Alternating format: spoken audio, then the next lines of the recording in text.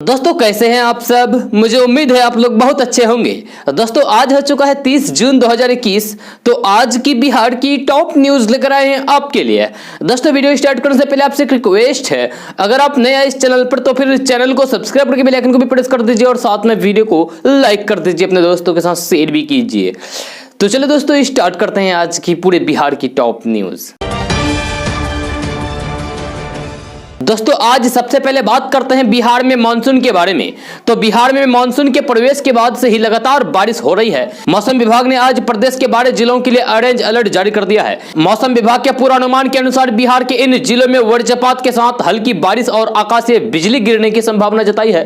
जी हां, मौसम विभाग ने बिहार के दरभंगा समेत बेगूसराय, नालंदा, नवादा, शेखपुरा, कैमूर और रोहतास में ऑरेंज अलर्ट जारी किया है। जहां इन जिलों में मौसम विभाग के पूर्वानुमान के अनुसार बिहार के इन जिलों में कुछ भागों में अगले 24 घंटे में वज्रपात के साथ हल्की बारिश और आकाशीय बिजली गिरने की संभावना है। साथ ही बिहार के इन जिलों में तेज हवा करीब 30 से 40 किलोमीटर प्रति घंटे की रफ्तार से चलने की भी संभावना है। आपको बता दें कि पूर्वी चंपारण, मधुबनी, सीतामढ़ी, वैशाली, सुपौल में अलर्ट जारी किया गया है। वज्रपात की वजह से कल 9 लोगों की जान चली गई है। जहां अलग अलग जिलों में इन लोगों की जान चली गई है। जहां सबसे ज्यादा 5 लोगों की जान सहरसा जिले में गई है, जबकि मधुबनी और पूर्वी चंपारण जिले में एक एक व्यक्ति की वज्रपात की वजह से जान चली गई है। जी हां, वही मोतिहारी में 2 लोगों की जान चली गई है।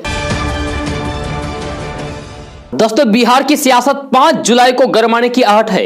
जहां तेजस्वी यादव करीब 2 महीने के बाद दिल्ली से पटना लौट चुके हैं, जिसके बाद राजद की सक्रियता भी तेज हो चुकी है। जहां सियासी बयानबाजी लगातार तेज है, वहीं राजद 5 जुलाई को राजद जयंती समारोह मनाने की तैयारी है।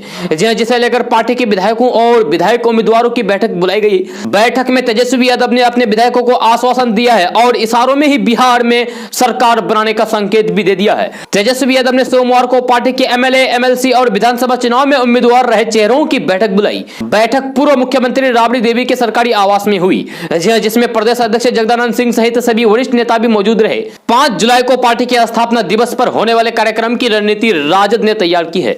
इस दौरान यह फैसला लिया गया है कि कोरोना संक्रमण से बचाव के लिए जारी गाइडलाइंस का पालन करते हुए राजद अपने 52वां स्थापना दिवस समारोह वर्चुअल तरीके से मनाएगी, जिसमें आरजेडी सुप्रीमो लालू प्रसाद यादव भी दिल्ली से जुड़ेंगे। वहीं इस बैठक में पार्टी के स्थापना दिवस की तैयारी के साथ ही तेजस्वी यादव ने सियासी राग भी छेड़ा है। इस दौरान उन्होंने अपने विधायकों को तैयार रहने की बात कही है। तेजस्वी यादव ने कहा है कि यह बिहार है, यहां 4 साल में 4 सरकारें बन सकती है, तो कुछ भी हो सकता है। राजनीति में हर चीज संभव है। उन्होंने अपने कार्यकर्ताओं से कहा है कि आप लोग जनता के बीच मुस्तैदी से खड़े रहिए। आने वाला समय और आने वाला कल आपका ही होगा।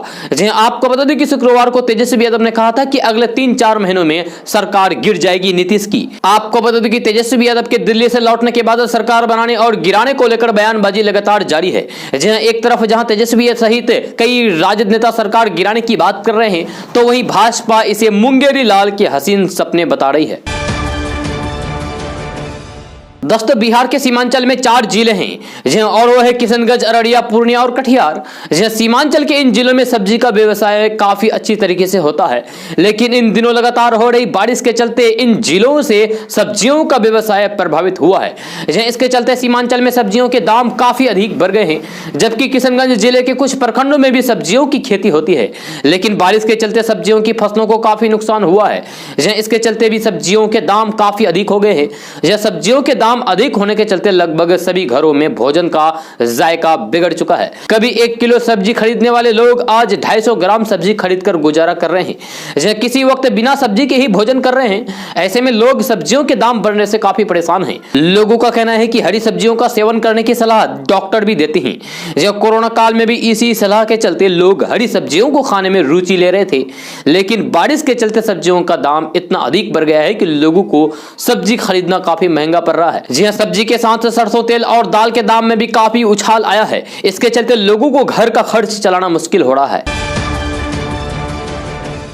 दोस्तों सुप्रीम कोर्ट ने एक राष्ट्र एक राशन कार्ड योजना को लागू करने के लिए 31 जुलाई 2021 की समय सीमा तय कर दी है। इस योजना के तहत प्रवासी मजदूरों को देश के किसी भी हिस्से में राशन लेने की सुविधा मिलेगी। सुप्रीम कोर्ट ने प्रवासी मजदूरों के लाभ और कल्याण के लिए कई अन्य आदेश भी दिए हैं। आपको बता दूं कि आज सुप्रीम कोर्ट ने कोरोना के चलते प्रवासी कामगारों के कल्याण के संबंध में केंद्र और राज्य सरकारों को कई दिशा निर्देश जारी किए हैं। कोर्ट ने राज्य सरकारों को दिशा निर्देश जारी किया है कि वे प्रवासी मजदूरों के लिए सूखा राशन प्रदान करें और महामारी जारी रहने तक सामुदायिक रसोई जारी रखें।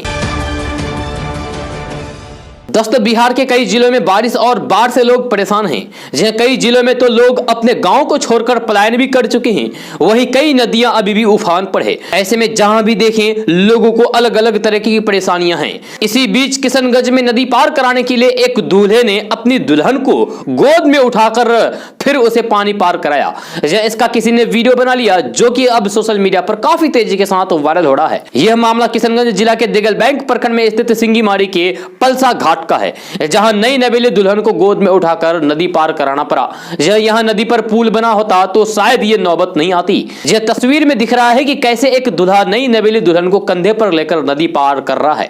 यह बताया जाता है कि यह वीडियो रविवार को पलसा गांव से बारात लौटने का है। दुल्हा शिव कुमार सिंह बहादुरगंज प्रखंड के लोहागारा पंचायत का रहने वाला है। यह शनिवार को दिगल बैंक प्रखंड के सिंगीमारी पंचायत बारात लेकर गया था। शादी करके रविवार को दिगल बैंक प्रखंड के सिंगीमारी घाट पर लौटते समय जब नाव से नई नवेली दुल्हन को गंदा पानी में नहीं उतारना पड़े, इसीलिए दूल्हे ने उसे गोद में उठा लिया। अब इसकी तस्वीर वायरल हो रहा है जिसकी खूब चर्चा हो रही है।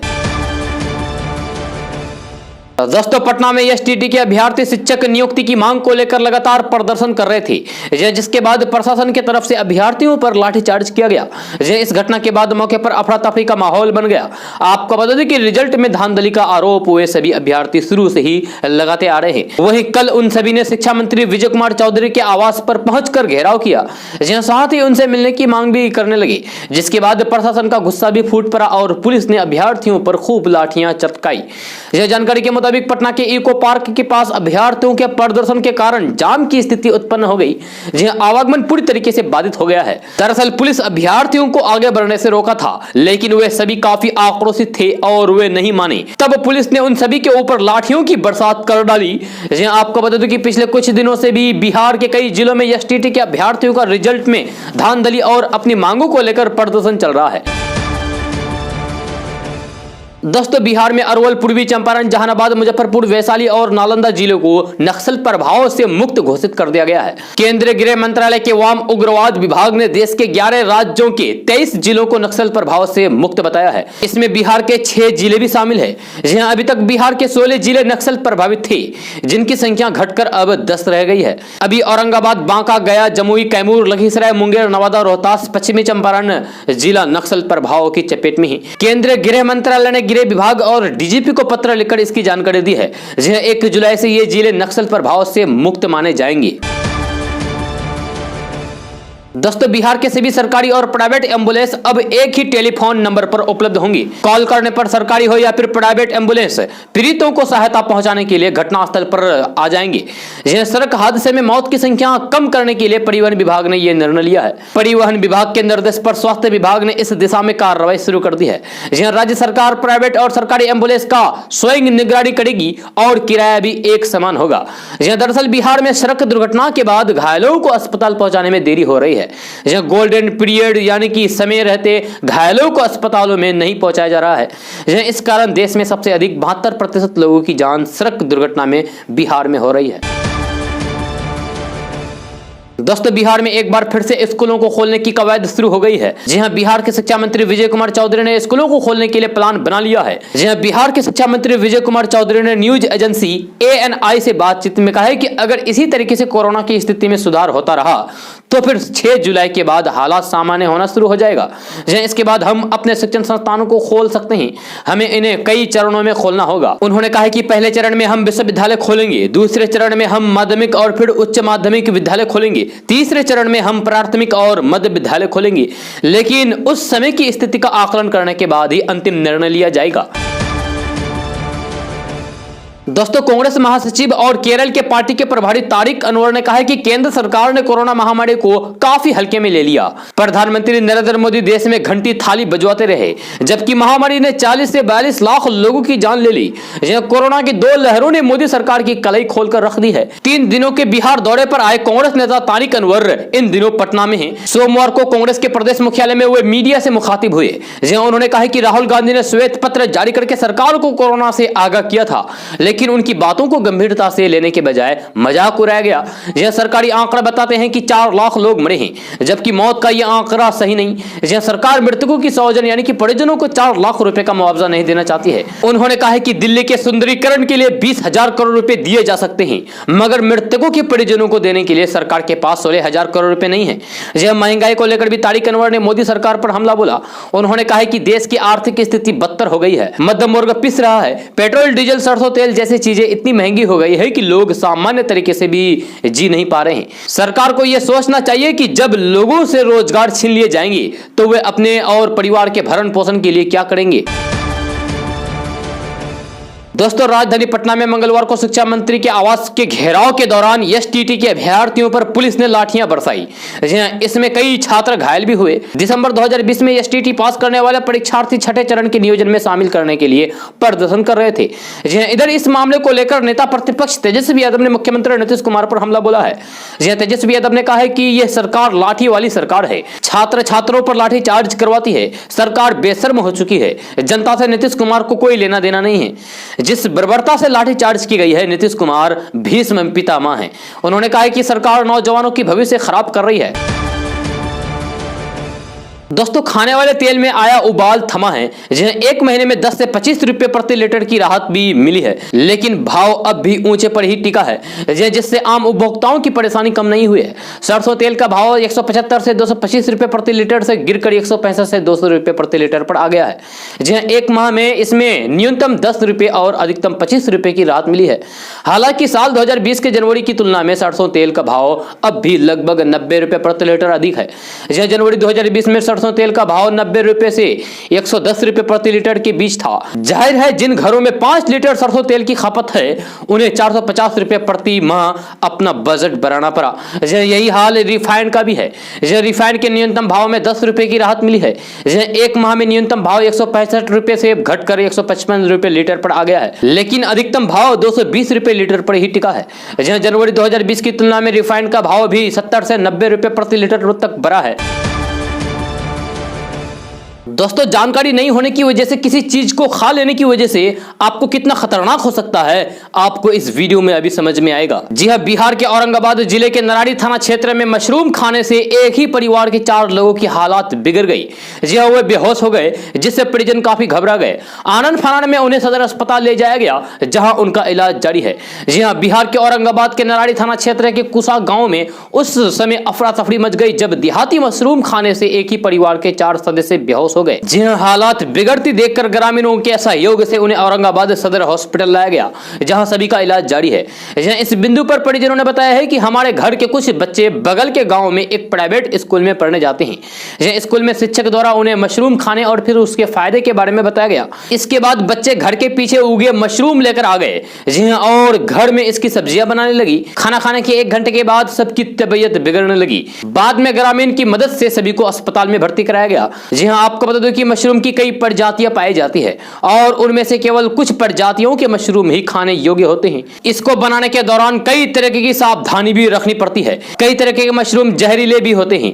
मशरूम को पकाने और फिर खाने की विधि अन्य सब्जियों से अलग होती है, इसीलिए अगर ज्यादा जानकारी ना हो तो फिर इसका सेवन करने से बचना चाहिए।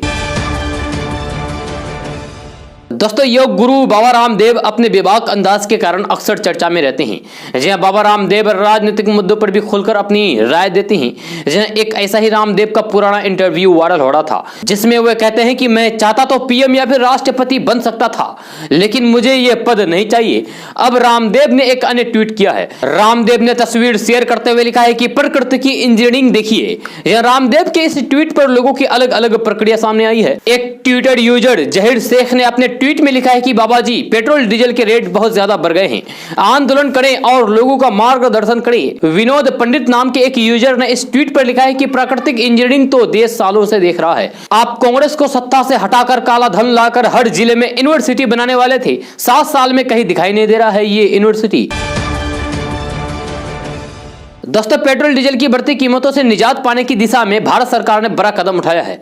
जहां देश में जल्द ही पेट्रोल डीजल नहीं बल्कि एथेनॉल पर गाड़ियां दौड़ने वाली है। एथेनॉल आधारित गाड़ियां यानी कि फ्लेक्सी फ्यूल वाहनों को जल्द हकीकत बनाने के लिए सरकार तैयारी कर रही है। जहां सड़क परिवहन मंत्रालय ने फ्लेक्सी फ्यूल वाहनों के लिए ड्राफ्ट नोटिफिकेशन भी जारी कर दिया है। यह सरकार अब वाहन निर्माताओं को प्रोत्साहन कर रही है कि वे आगे आए और फ्लेक्सी फ्यूल वाहन बनाएं। इसके तहत वाहन निर्माताओं से एथेनॉल मिश्रित फ्यूल पर चलने वाली गाड़ियों को बनाने और फिर उनकी टेस्टिंग और इसके लिए जरूरी मापदंडों की रूपरेखा जारी की गई है। फिलहाल इस नोटिफिकेशन पर मंत्रालय ने पब्लिक और स्टेट होल्डर से 30 दिन के अंदर सुझाव भी मांगे हैं। जहां ब्राजील, कनाडा और अमेरिका में ऑटोमोबाइल कंपनियां फ्लेक्स फ्यूल ईंधन का उत्पादन कर रही है। इन देशों में ग्राहकों को 100% पेट्रोल या फिर 10% बायो एथेनॉल का विकल्प मुहैया करवाया जा रहा है। दोस्तों, बिहार में राजद के बाद चिराग गुट वाले लोजपा और पप्पू यादव की पार्टी जन अधिकार पार्टी ने भी प्रवक्ताओं की नई सूची जारी कर दी है। राजद ने कल ही 19 प्रवक्ताओं की सूची जारी की थी। इस पर तंज कसते हुए जदयू के प्रवक्ता निखिल मंडल ने कहा है कि उनकी पार्टी के साथ प्रवक्ताओं से डरकर राजद ने पूरी फौज उतार दी है। अब चिराग गुट प्रदेश लोजपा के अध्यक्ष राजू तिवारी की ओर से भी 19 प्रवक्ताओं की सूची जारी की गई है। जन अधिकार पार्टी ने भी प्रदेश और राष्ट्रीय स्तर के लिए 19 प्रवक्ताओं की सूची जारी कर दी है। दोस्तों, बिहार के मुख्यमंत्री नीतीश कुमार की पार्टी जदयू इस बार उत्तर प्रदेश के विधानसभा चुनाव में भाजपा के साथ मिलकर चुनाव लड़ने की तैयारी में है। इसको लेकर तैयारी भी शुरू हो चुकी है। जहां अगर सीटों को लेकर बात नहीं बनी तो फिर जदयू अकेले 200 सीटों पर अपने प्रत्याशी उतारेगा। जहां यूपी में जदयू के प्रभारी केसी त्यागी का कहना है कि पिछले दिनों इस संबंध में उनकी वहां के मुख्यमंत्री योगी आदित्यनाथ से बातचीत हुई है। बातचीत को सकारात्मक तरीके से आगे बढ़ाने की संभावना है। आपको बता दूं कि एक समय अपना दल के साथ समझौता करके जदयू ने यूपी में चुनाव लड़ा था, लेकिन बहुत कुछ हासिल नहीं हुआ। जब पिछले विधानसभा चुनाव के दौरान जदयू ने काफी तैयारी की थी, लेकिन आखिर समय में यह तय हुआ कि यह यूपी में अपने प्रत्याशी नहीं उतारेगा। दोस्तों, दिल्ली की बिगड़ती आबोहवा को साफ और स्वच्छ बनाने के लिए हर संभव प्रयास किए जा रहे हैं। जी ऐसे में अब बदरपुर थर्मल पावर स्टेशन की जमीन पर देश का सबसे बड़ा इको पार्क विकसित किया जा रहा है। जी कुल 885 एकड़ जमीन पर फैले इस अद्भुत पार्क को प्रधानमंत्री नरेंद्र मोदी का दिल्ली वालों के लिए एक बहुत बड़े तोहफे के रूप में देखा जा रहा है। इस पार्क को डेवलप करने वाले प्रोजेक्ट डेवलपर का मानना है कि यह दुनिया का सबसे बड़ा इको पार्क होगा, जो कि न्यूयॉर्क सेंट्रल पार्क से भी बड़ा विकसित किया जा रहा है। दिल्ली विकास प्राधिकरण की अनुमति से नेशनल थर्मल पावर कॉर्पोरेशन इसको डेवलप कर रही है। इको पार्क में योग केंद्र, जॉगिंग ट्रैक, फव्वारे, चिड़ियाघर और हजारों पेड़ लगाए गए हैं। यहाँ 12 अलग अलग तरीके के पार्क बनाकर दिल्ली के पर्यावरण को एक बड़ी उपलब्धि प्रदान करने जा रही है। इससे दिल्ली के प्रदूषण पर काबू पाने और पर्यावरण संरक्षण में बहुत मदद मिलेगी। दोस्तों, लोजपा में चाचा भतीजी की लड़ाई जारी है। जहां लोजपा के दिवंगत नेता रामविलास पासवान के छोटे भाई और सांसद पशुपति पारस और पासवान के बेटे चिराग पासवान में राजनीतिक लड़ाई फिर से सुलझ पाना मुश्किल हो गया है। जहां चाचा के साथ जारी उठक पटक के बीच पार्टी के नेता चिराग पासवान सोमवार को गुजरात के अहमदाबाद पहुंचे। जहां इसे उन्होंने शहर का निजी दौरा करार दिया। हवाई अड्डे पर पहुंचे चिराग पासवान उस सवाल पर सीधा जवाब देने से बचते नजर आए हैं, जिसमें उनसे पूछा गया है कि क्या वे एक वरिष्ठ भाजपा नेता से मुलाकात करने अहमदाबाद आए हैं, क्योंकि ऐसी अटकलें हैं। लोजपा नेता चिराग पासवान ने कहा है कि वे निजी दौरे पर अहमदाबाद आए हैं। वहीं चिराग पासवान भाजपा नेता के एसजी हाईवे स्थित दफ्तर पहुंचे, जहां इनकी लंबी बातचीत चली। इस मुलाकात के बाद ये अटकलें शुरू हो गई है कि चिराग बीजेपी में शामिल हो रहे हैं। इसके अलावा चिराग पासवान ने इशारों में भले ही तेजस्वी यादव को अपना छोटा भाई बताया हो, लेकिन अहमदाबाद में इस मुलाकात के बाद सियासी समीकरण फिर से अलग हो गई है, क्योंकि चिराग पासवान ने प्रधानमंत्री नरेंद्र मोदी के बेहद करीबी नेता से मुलाकात की है। दोस्तों, कुछ दिन पहले तेजस्वी यादव ने अपने विधानसभा क्षेत्र में दिए गए अपने एक बयान में कहा है कि बिहार की एनडीए सरकार 2 से 3 महीने में गिरने वाली है। अब इस बयान के बाद बिहार में सियासी भूचाल आ गया है। हालांकि इस बयान के बाद नीतीश कुमार की तरफ से तो कोई प्रक्रिया सामने नहीं आई है, लेकिन एनडीए के अन्य नेताओं की बेचैनी सहज ही समझी जा सकती है। तेजस्वी यादव के हल्के फुल्के अंदाज में कहे गए इस बयान के बाद जेडीयू प्लस बीजेपी के कद्दावर नेताओं में बौखलाहट का अंदाजा इस बात से ही लगाया जा सकता है कि भाजपा के प्रदेश अध्यक्ष डॉक्टर संजय जायसवाल से लेकर जेडीयू के आरसीपी सिंह और उपेंद्र कुशवाहा तक ने तेजस्वी यादव के बयान पर अपनी प्रतिक्रिया दी है। यही नहीं, जीतन राम मांझी तक को एक तरह से अपनी सफाई पेश करनी पड़ी और यह बयान देना ही पड़ा है कि एनडीए सरकार पर कोई खतरा नहीं है। हाल ही में आरएलएसपी छोड़कर जदयू में शामिल हुए पूर्व केंद्रीय मंत्री उपेंद्र कुशवाहा ने तो सीधे तौर पर यह दावा किया है कि अगले 5 साल तक नीतीश सरकार को दुनिया की कोई भी ताकत गिरा नहीं सकती। दोस्तों, देश में दक्षिण पश्चिमी मानसून इस समय सुस्त पड़ गया है। इसके चलते उत्तर प्रदेश और दिल्ली एनसीआर के कई इलाकों में बारिश की जगह तेज धूप और गर्मी हो रही है। मौसम गर्म होने से लोगों को परेशानियों का सामना करना पड़ रहा है। इस बीच भारत मौसम विज्ञान विभाग ने जानकारी दी है कि कुछ राज्यों में आज मौसम गर्म रहेगा। तेज धूप के कारण गर्मी में इजाफा होगा। हालांकि कुछ राज्यों में बारिश हो सकती है। दिल्ली एनसीआर, उत्तर प्रदेश, पंजाब, हरियाणा, राजस्थान, गुजरात, मध्य प्रदेश के अधिकांश हिस्सों में आज मौसम शुष्क रहेगा। वही मौसम विभाग की माने तो बिहार के अधिकांश जिलों में आज तेज बारिश हो सकती है। आज बिहार के अररिया, सुपौल, भागलपुर, कटिहार, किशनगंज और पूर्णिया में बारिश होने की संभावना है। वही पश्चिम बंगाल समेत पूर्वोत्तर राज्यों में भी बारिश हो सकती है। उत्तर प्रदेश के लखनऊ और आसपास के इलाकों में आज अधिकतम तापमान 40 डिग्री सेल्सियस होने का अनुमान जताया गया है। इससे उत्तर प्रदेश के अधिकांश जिलों में लोगों को गर्मी से दो चार होना पड़ेगा। मौसम विभाग ने पिछले हफ्ते जानकारी दी थी कि देश में मानसून की रफ्तार थम गई है। इसके कारण दिल्ली एनसीआर और उत्तर प्रदेश के अधिकांश हिस्सों में मानसून जुलाई की शुरुआत में पहुंचेगा। दोस्तों, पंजाब में चुनाव को लेकर सियासत तेज हो चुकी है। दिल्ली के सीएम और आम आदमी पार्टी के मुखिया अरविंद केजरीवाल आज चंडीगढ़ में उन्होंने इस दौरान अमरिंदर सिंह सरकार पर जमकर निशाना साधा। उन्होंने पंजाब के लिए 3 बड़े ऐलान किया है। अरविंद केजरीवाल ने कहा है कि अगर हमारी सरकार बनी तो फिर पंजाब में हर परिवार को 300 यूनिट तक बिजली फ्री में दी जाएगी। उन्होंने कहा है कि 24 घंटे बिजली आएगी, बिल नहीं आएगा। इसके अलावा उन्होंने पुराने सारे बिजली के बिल माफ करने की बात कही है। अरविंद केजरीवाल ने कहा है कि सरकार बनते ही पहला काम 300 यूनिट बिजली माफ करने का होगा। पुराने बिल माफ कर दिए जाएंगे। उन्होंने कहा है कि 24 घंटे बिजली देने के काम में समय लगेगा। दोस्तों, भारत में 5G नेटवर्क का ट्रायल शुरू हो चुका है।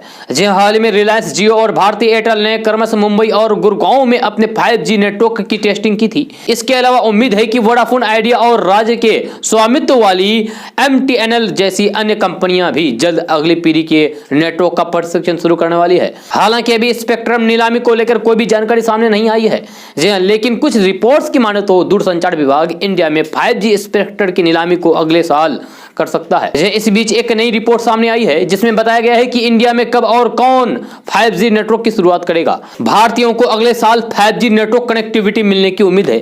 एक नई रिपोर्ट के मुताबिक प्रधानमंत्री नरेंद्र मोदी भारत के 75वें स्वतंत्रता दिवस पर 5G नेटवर्क लॉन्च कर सकते हैं। News website the Hindu business line की रिपोर्ट में एक सरकारी अधिकारी के हवाले से कहा गया है कि 5G नेटवर्क अगले साल अगस्त के आसपास शुरू होगा और प्रधानमंत्री नरेंद्र मोदी इसे 15 अगस्त को लॉन्च कर सकते हैं।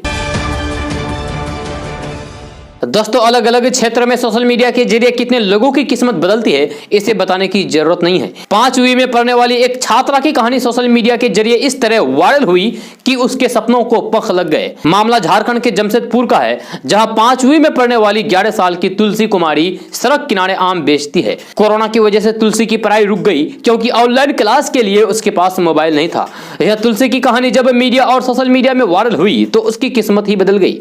एक शख्स ने तुलसी से 12 आम खरीदे। मात्र 12 आम खरीदी और इसके बदले में 1.25 लाख रुपए दिए। आम कोई खास विशेषता वाले नहीं थे, लेकिन तुलसी की पढ़ाई के प्रति जज्बे को देखकर शख्स ने 12 आम इतने महंगे दामों में खरीद लिए। खबर के मुताबिक तुलसी की पारिवारिक हालात इतनी अच्छी नहीं थी कि वह एक स्मार्टफोन ले सके। इस वजह से उसकी पढ़ाई बंद हो गई। अपनी पढ़ाई जारी रखने के लिए तुलसी ने आम बेचने का फैसला किया और पैसे जुटाना शुरू कर दिए। तुलसी हर रोज सड़क किनारे आम बेचने लगी और जल्द ही उसकी कहानी वायरल होते ही मुंबई के रहने वाले वैल्यूएबल एडवर्टाइजमेंट कंपनी के वाइस चेयरमैन अमैया हेते तक पहुंची। तो उन्होंने तुलसी की मदद करने का फैसला लिया और फिर 12 आम 1,20,000 रुपए में खरीद लिए। इस मदद के बाद तुलसी बेहद खुश हैं और उसने एक स्मार्टफोन खरीद लिया है। तुलसी ने बाकी पैसे अपनी आगे की पढ़ाई के लिए बचा लिए हैं। दोस्तों, बिहार के मुजफ्फरपुर जिले की एक अदालत में पेट्रोल डीजल की कीमत में बढ़ोतरी को लेकर केंद्रीय पेट्रोलियम मंत्री धर्मेंद्र प्रधान के खिलाफ एक परिवारवाद दायर किया गया है। मुजफ्फरपुर के मुख्य न्यायिक दंडाधिकारी की अदालत में स्थानीय निवासी और परिवादी तमन्ना हाशमी ने धर्मेंद्र प्रधान के खिलाफ दायर परिवारवाद में आरोप लगाया है कि पेट्रोलियम उत्पादक देशों में कच्चे तेलों की कीमत कम होने के बावजूद भी लगातार एक साजिश के तहत पेट्रोल डीजल ज्यादा दामों पर बेचे जा रहे हैं। तमन्ना हाशमी, जिन्होंने परिवारवाद दर्ज कराया है, उन्होंने कहा है कि लगातार पेट्रोल डीजल की कीमतों में वृद्धि से लोग भयभीत और आक्रोशित हैं। दोस्तों पटना में बहने वाली गंगा सोन नदी के जलस्तर में सोमवार को भी कमी दर्ज की गई है, लेकिन पुनपुन के जलस्तर में वृद्धि जारी है। इससे बाढ़ को लेकर चिंता बढ़ गई है। गंगा और सोन के पानी में आई कमी के बाद भी इनके जलस्तर और खतरे के निशान से ज्यादा दूरी नहीं है। सोमवार की शाम तक पटना के सभी तटबंध सुरक्षित थे। बाढ़ के खतरे को देखते हुए जिला प्रशासन और जल संसाधन विभाग की कई टीमें लगातार सक्रिय हैं। दोस्तों मछली पालन की नई नई तकनीकों से बिहार के मत्स्य किसान रूबरू होंगे। इसके लिए बिहार सरकार उन्हें विभिन्न जिलों में मछली पालन के क्षेत्र में हो रहे अच्छे और सफल प्रयोग को दिखाएगी। जी हां, सरकार अपने खर्च से किसानों को बताएगी कि वे कैसे नई नई तकनीकों से मछली पालन करके कैसे अपनी आय बढ़ा सकते हैं। इस योजना का मकसद बिहार में मछली उत्पादन और किसानों की आमदनी को बढ़ाना है। इसको लेकर पशु एवं मत्स्य संसाधन विभाग ने इस साल 4 करोड़ 32 लाख खर्च करने की स्वीकृति भी दे दी है। बिहार के 12,000 किसानों का राज्य के अंदर भ्रमण कराया जाएगा। यह 30 किसानों की अलग अलग 400 टीम बनाकर उन्हें विभिन्न जगहों पर ले जाया जाएगा। जिलों में विकसित किए गए तालाब, अदर भूमि का विकास, बायोफ्लॉक तकनीक से मछली पालन आदि किसानों को दिखाया और फिर बताया जाएगा। यह किसानों का चयन ऑनलाइन आवेदन प्राप्त करके किया जाएगा। इसमें वैसे मत्स्य किसान का चयन किया जाएगा जो निजी पट्टा पर अथवा सरकारी तालाब जलस्तर में मछली पालन कर रहे हो। दोस्तों उत्तर प्रदेश में अगले साल होने वाले विधानसभा चुनाव के लिए सियासी सरगर्मियां तेज हो गई है। हैदराबाद से सांसद और ऑल इंडिया मजलिस-ए-इत्तेहादुल मुस्लिमीन के अध्यक्ष असदुद्दीन ओवैसी भी यूपी में अपना सियासी आधार बनाने के लिए 100 सीटों पर चुनाव लड़ने का ऐलान किया है। असदुद्दीन ओवैसी की नजर भले ही सूबे की मुस्लिम बहुल सीटों पर है, लेकिन पीएम मोदी के संसदीय क्षेत्र वाराणसी से लेकर सीएम योगी के गढ़ गोरखपुर तक में चुनाव लड़ने का प्लान बनाया है। आपको बता दें कि उत्तर प्रदेश में करीब 20% मुस्लिम मतदाता है और सूबे की कुल 143 सीटों पर मुस्लिम अपना असर रखते हैं। इनमें से 70 सीटों पर मुस्लिम आबादी 20 से 30% के बीच है, जबकि 73 सीटें ऐसी हैं जहां मुसलमान 30% से ज्यादा हैं। सूबे की करीब 3 दर्जन ऐसी विधानसभा सीटें हैं जहां मुस्लिम उम्मीदवार अपने दम पर जीत दर्ज कर सकते हैं और करीब 107 विधानसभा सीटें ऐसी हैं जहां अल्पसंख्यक मतदाता चुनावी नतीजों को प्रभावित करते हैं। सूबे की इन्हीं सीटों पर असदुद्दीन ओवैसी की खास नजर है, जहां से चुनावी मैदान में कैंडिडेट उतारने की तैयारी है। AIMIM के उत्तर प्रदेश अध्यक्ष शौकत अली ने एक न्यूज चैनल को बताया है कि 2022 में पार्टी ने सूबे की जिन 100 सीटों पर चुनाव लड़ने का फैसला लिया है उन्हें चिन्हित कर लिया गया है। यूपी की 75 जिले में से 55 जिलों की सीटों पर चुनाव लड़ने की तैयारी है, जिनमें से ज्यादातर सीट पश्चिमी यूपी के हैं। इसलिए पश्चिमी यूपी में हम अपने 60% कैंडिडेट उतारेंगे और पूर्वांचल में 30% होंगे, जबकि सेंट्रल यूपी में हम 10 से 15 सीटों का टारगेट लेकर चल रहे हैं, जिनमें कानपुर, लखनऊ, सीतापुर और सुल्तानपुर जिले की सीटें शामिल है। दोस्तों बिहार में एसटीटी की मेरिट लिस्ट सरकार के लिए सरदर्द बन गया है, जिसमें सरकार अपने ही बयान को लेकर बुरी तरीके से गिर गई है।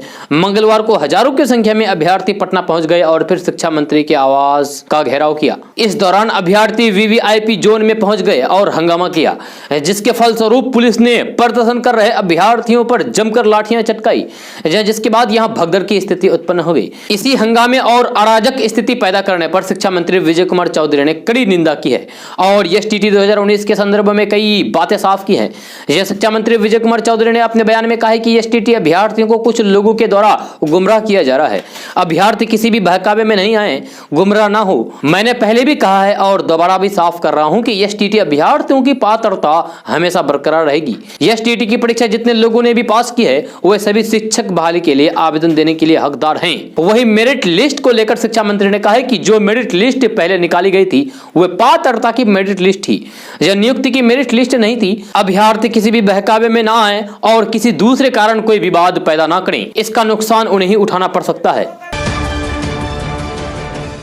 दोस्तों 1 जून से बैंकिंग सेक्टर में कई बदलाव और नए नियम लागू हो रहे हैं, जहां खासकर प्रमुख सरकारी bank state bank of India और सिंडिकेट बैंक के ग्राहकों के लिए कुछ अहम बदलाव होने वाले हैं। इस बदलाव के बाद बैंक से कैश निकालने वाले पर ज्यादा चार्ज देना पड़ेगा। इसके साथ ही चेक स्लिप और basic saving bank deposit accounts के लिए भी कुछ बदलाव होने वाले हैं। साथ ही चेक बुक, एटीएम से जुड़े नियम और IFSC कोड भी बदल रहा है। इनमें स्टेट बैंक ऑफ इंडिया के लिए 1 जुलाई 2021 से नए सर्विस चार्ज लागू होंगे। इनमें ATM withdrawal, cheque book, money transfer और दूसरे ट्रांजैक्शन शामिल है। ये सभी चार्ज 1 जुलाई 2021 से लागू हो जाएंगे, जिसके बाद 4 बार मुफ्त कैश विड्रॉल के बाद चार्ज लगेगा। यह खास बात यह है कि ब्रांच और एटीएम दोनों जगह से ट्रांजैक्शन को एक साथ गिना जाएगा। इस तरीके से महीने में 4 ही ट्रांजैक्शन फ्री है, चाहे बैंक से करे या फिर एटीएम से। कैश निकालने पर 15 रुपए प्लस जीएसटी भी चार्ज लगेगा। दोस्तों, बिहार में महंगाई से हाहाकार मचा हुआ है। पेट्रोल डीजल से लेकर खाद्य सामग्रियों के बड़े दाम, बस ऑटो का भी बढ़ा गया है। लॉकडाउन के बाद अब पेट्रोल डीजल की बड़ी कीमतों ने आम लोगों की मुश्किलें बढ़ा दी है। 6 महीने में ट्रकों के भाड़े में 25 से 30% बढ़ोतरी से खाद्य समेत अन्य सामग्रियों के दाम आसमान छूने लगे हैं। महंगाई के चलते दाल, प्याज, आलू और खाद्य तेल खरीदने में दिन में तारे नजर आने लगे हैं। बस, ऑटो और अन्य सवारी गाड़ियों का भाड़ा भी तेजी से बढ़ा है। दोस्तों, आज का न्यूज़ बस यहीं तक। कैसा लगा जरूर अपना सुझाव दीजिएगा नीचे कमेंट बॉक्स में कमेंट करके। अगर आप नए हैं इस चैनल पर तो फिर इस चैनल को सब्सक्राइब करके बेल आइकन को भी प्रेस कर दीजिए और साथ में वीडियो को लाइक कर दीजिए, अपने दोस्तों के साथ शेयर भी कीजिए। तो चलो दोस्तों, फिर मिलते हैं अगले वीडियो में। जय हिंद, जय बिहार।